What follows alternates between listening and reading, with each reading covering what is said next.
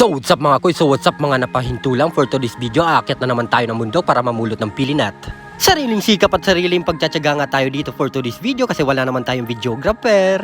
Yan nga po ay kakao na ginagawang tsokolate o trabilya dito sa Bicol. Masarap po yan. Masisipag nga rin po magtrabaho at magtanim yung mga tao dito tulad ng kamuting kahoy at iba pang sari-saring gulay. Tulad nga po ng sabi ko, masipag ka lang po dito sa probinsya, hindi ka magugutom.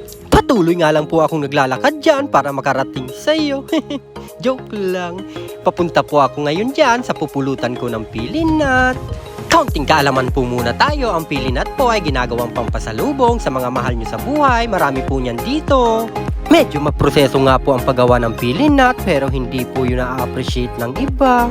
Ganyan nga po pala ang pulo ng pilinat dito sa Bicol. Dahil naunahan nga po ako mamulot doon, patuloy lang po ako naglalakad para maghanap pa ulit ng puno ng pilinat. Pag naunahan ka po talaga ng ibang mamulot, wala ka nang maabutan. At fast forward na nga tayo mga kuys, nakahanap na nga po ako ng puno na mapupulutan ko ng pili. Medyo meron din po kahit papano. Yan nga po pala ang klase ng pili dito. Tingnan nyo. At patuloy nga lang po ako naghahalongkay ng pili dyan para makarami-rami. At kahit papano may papasalubong ako sa mga katrabaho ko at sa mga kapatid ko pag bumalik na ako sa trabaho. Medyo mahina pa nga po pala ang pili ngayon dito kasi hindi pa po niya season. Siguro po ang mga season ng tagbunga dito ay Marso hanggang Abril.